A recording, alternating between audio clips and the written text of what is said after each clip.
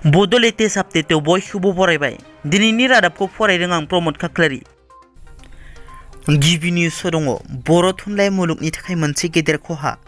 बर' थुनलाइ मुलुगनि सासे राफोद थुनलाइगिरि सोनाब बेंगल बर' थुनलाइ आफादनि नेहाथारि बिरटिट बसुमतारिया थांनाय बेलासिनि 4 रिंगायाव हरखाब रुंसारि जायो। बिथाङा बर' थुनलाइ बाख्रियाव सोमोनांथाव, गोखा गोदै आरो गोबाब आरो दुबैफिननाय दिङा मुंनि गांथाम बिजाब महरै दोनलांबाय। बिथांनि रुंसारि जानायखौ बर' थुनलाइ आफादा दुखु फोरमायदों। आसामाव थांनाय माखासे दाननिफ्रायनो आयेन बेरेखायै न' लुना थानायफोरखौ एविक्शन खालामगासिनो। बेबादिनो दिनैबो क'क्राझाराव एविक्शन खालामदों। रेलवे बिफाननि बिथोन बादियै दिनै आयेन बेरेखायै क'क्राझार सहरनि साखाथि रेलवे हा बाहागोआव न' लुना थानाय नखरफोरखौ GRPF आरो क'क्राझार पुलिसनि हेफाजाबाव एविक्शन खालामनाय हाबाफारि मावफुंदों।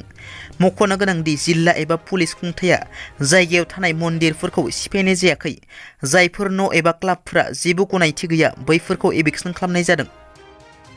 सुक्लाय सेरफां दख'रा एबसुनि गोख्रों सिग्रोमनाय। थांनाय मोनायाव सुक्लाय सेरफां दख'रा एबसुनि गोख्रों सिग्रोमनायाव बरनदि दैसानिफ्राय सालाननि फोरमान बिलाइ गैयालासे अन्थाइ बाला लाबोनाय गंब्रै डाम्पार गारिखौ हमदों। हमनायनि उनाव दख'रा एबसुआ गंब्रै डाम्पार गारिखौ दिकिपुट्टा हाग्रा बिफाननो गथायनानै हरो।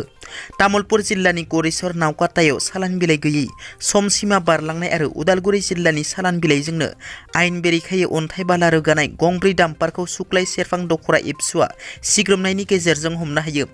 AS2FC 4173 AS2FC C1207 बे गंनै डाम्पार गारिया खालार थांनाय सालान बिलाइखौ लानानै आयेन बेरेखायै अन्थाइ बाला लाबोबाय दंमोन। बाक्सायाव खास्रि बिस्रि जाथाय। बाक्सा जिल्लानि सालबारि महकुमानि बेन्दोंआव थानाय उथियागुरियाव जौनि निसाजों सासे आइजोखौ गोबौ सिखाजों दानथारदों। जिउ गोमानाय आइजोआ सालबारि सान्थिपुरनि थानेश्वर सुत्रधरनि बिसि पहिरि सुत्रधर होनना सिनायथिनाय जादों।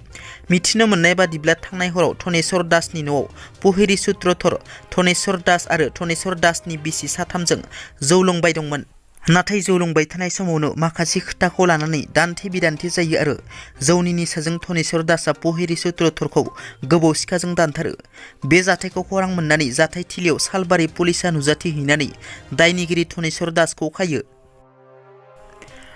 बर' बिजोंनि थाखाय आसाम सरकारा केबिनेटआव गोदान थांखि लादों।